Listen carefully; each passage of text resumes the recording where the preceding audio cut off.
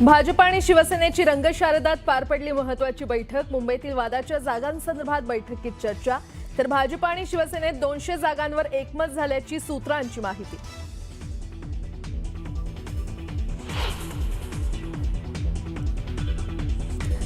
मुख्यमंत्री देवेंद्र फडणवीस शनिवारी आणि रविवारी नागपुरातच असणार। मुंबई महापालिकेसाठी महायुतीचं जागा वाटप 2 दिवस लांबणीवर पडण्याची शक्यता।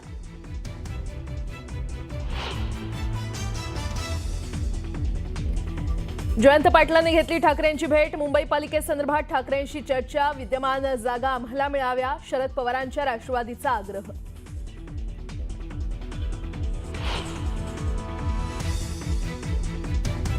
नाराज संतोष धुरी वॉर्ड क्रमांक 194 मधून लढण्यास इच्छुक। नाराजीमुळे संतोष धुरी आणि संदीप देशपांडेंना शिवतीर्थावर सकाळी 10:30 वाजता भेटीसाठी बोलावलं। चर्चेतून काय तोडगा निघणार याकडे लक्ष।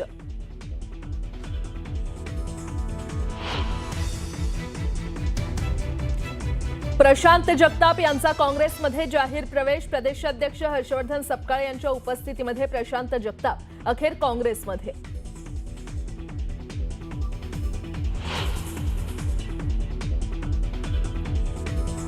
पुण्यात शरद पवारांच्या पक्षाच्या पदाधिकाऱ्यांची काँग्रेससोबत बैठक। अजित पवारांच्या राष्ट्रवादीकडून सन्मानजनक जागा मिळत नसल्यानं पवारांच्या पक्षानं आघाडीसाठी चाचपणी सुरू केल्याची चर्चा।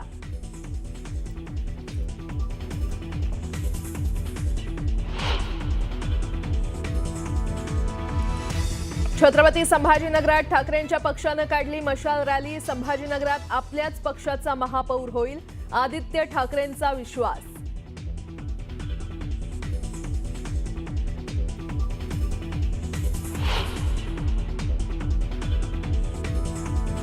एकनाथ शिंदेंचा राज ठाकरेंना मोठा धक्का। प्रकाश महाजनांचा शिंदेंच्या उपस्थितीत शिवसेनेत प्रवेश।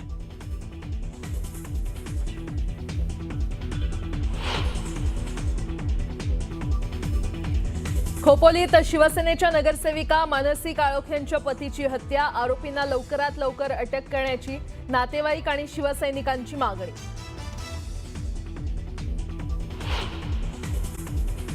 मनसेचे माजी नगरसेवक संतोष धुरी हे नॉट रिचेबल असल्याचं कळतंय। संतोष धुरी आणि देशपांडेंना शिवतीर्थवर भेटीसाठी बोलावलंय। 194 क्रमांकाचा वॉर्ड शिवसेना उबाठाला सोडल्याची चर्चा आहे आणि 194 क्रमांकाच्या वॉर्डमधून संतोष धुरी इच्छुक असल्याचं आहे। तर निवडणूक लढण्यास इच्छुक असलेले संतोष धुरी नाराज असून ते सध्या नॉट रिचेबल असल्याचं कळतंय।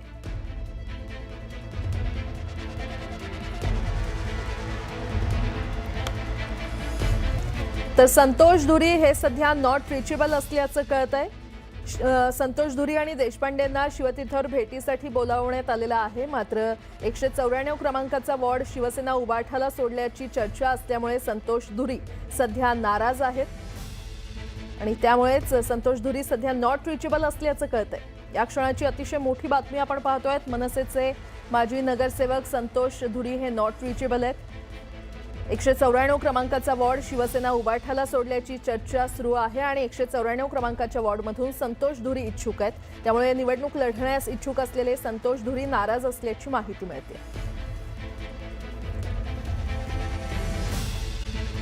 तिकडे ठाण्यातही महायुतीमध्ये जागा वाटपाचा तिढा अजून काही सुटलेला नाहीये आणि यावरून भाजपा आमदार संजय केळकरांनी शिवसेनेला थेट अल्टिमेटम दिलंय। यावरून खासदार श्रीकांत शिंदेंनी देखील खोचक टोला लगावलाय।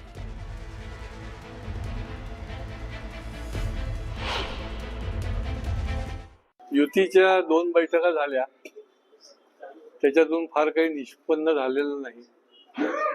उद्याची आम्ही डेडलाईन दिलेली आहे। युती विना किंवा युतीसह दोन्हीसाठी भारतीय जनता पार्टी तयार आहे। की ठाण्याला सगळ्याची सवय आहे। 2017ला सुद्धा स्वतंत्रपणे लढले होते, त्याच्या आधी 2 वेळेला स्वतंत्रपणे लढले, 3 वेळेला युतीसह लढले। डेडलाईन या सगळ्या गोष्टी नसतात। यामध्ये महायुतीचा महापौर बसला पाहिजे, महायुती सगळीकडे झाली पाहिजे। या अनुषंगाने भाजपाचे नेते देवेंद्र फडणवीस आणि शिवसेनेचे नेते एकनाथ शिंदे साहेब हे दोघंही प्रयत्नशील आहेत आणि मला वाटतं सगळ्याच महानगरपालिकेवरती महायुती होईल आणि महायुतीचाच महापौर बसेल। कल्याण डोंबिवली महायुतीचा बालेकिल्ला असल्याचं श्रीकांत शिंदे यांनी म्हटलंय. युतीमध्ये मिठाचा खडा टाकण्याचं काम काही जण करतात. नाव न घेता श्रीकांत शिंदे यांनी भाजपच्या स्थानिक नेत्यांवर निशाणा साधलेला आहे.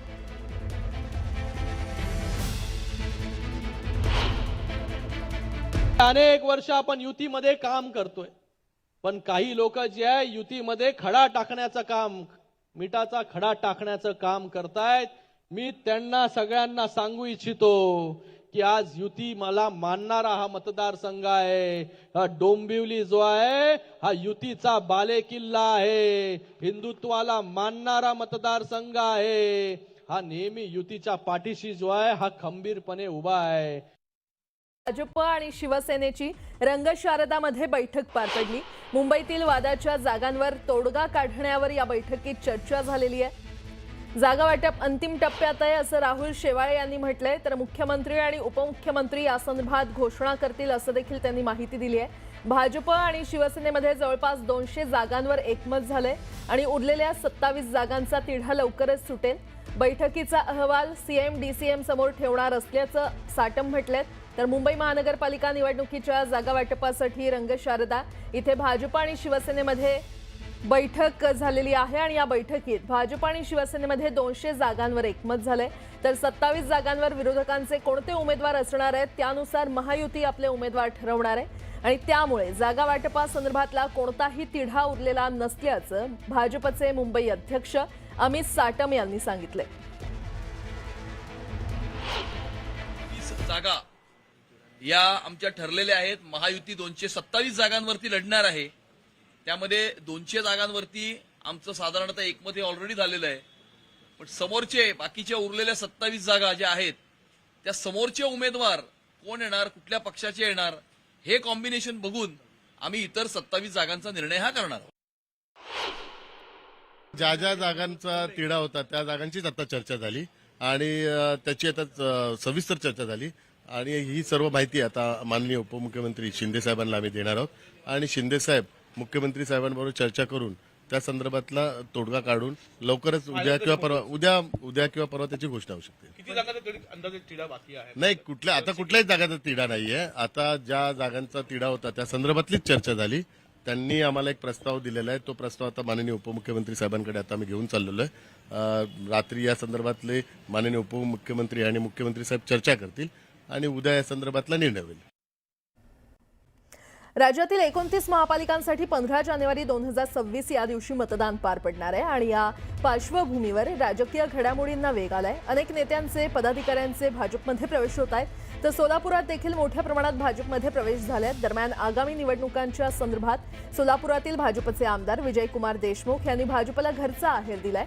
भाजपच्या निष्ठावंत कार्यकर्त्यांना तिकीट न मिळाल्यास ते ज्या पक्षात जातील त्यांचा प्रचार करणार असल्याची भूमिका विजयकुमार देशमुख यांनी घेतली आहे. तर विजयकुमार देशमुख यांच्यानंतर आता आमदार सुभाष देशमुख यांनी आपली भूमिका स्पष्ट केली आहे.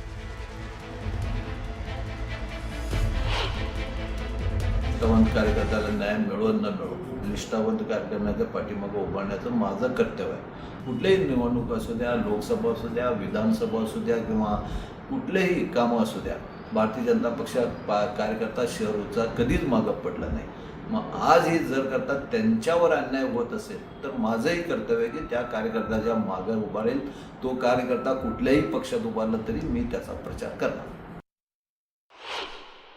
मला जो मुख्यमंत्री साहेबांनी किंवा आमचे प्रदेशाध्यक्ष साहेबांनी जो शब्द दिलेला आहे, जे मला सांगितलं आहे की यावेळेस कोणालाही उमेदवारी नाही, या ह्याच्यावरती प्रवेश देतो आहे आपण असं सांगितलेलं आहे आणि मला माझ्या नेत्यावरती विश्वास ठेवावा लागणार आहे आणि मला खात्री आहे की बहुतेक ते असं कुणाला देणार नाहीत. पक्षातल्या कोणत्याही छोट्या मोठ्या कार्यकर्त्याला ते देऊ शकतात आणि त्याचं स्वागतच आहे आणि तसंच होणार आहे.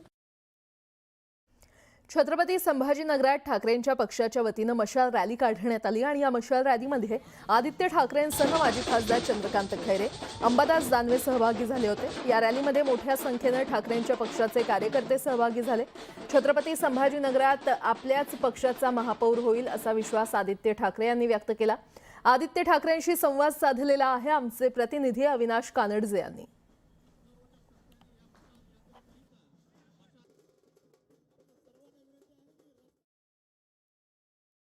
मशालचा उत्साह बघून काय वाटतं? मशालचा उत्साह जबरदस्त आहे. मी त्याला खूप सांगतो जरा सांभाळून, कारण धक्काबुक्की खूप होत आहे. एवढा प्रतिसाद आपण पाहतोय. संभाजीनगरमध्ये 1988 साली बाळासाहेब ठाकरे यांनी सभा घेतली होती.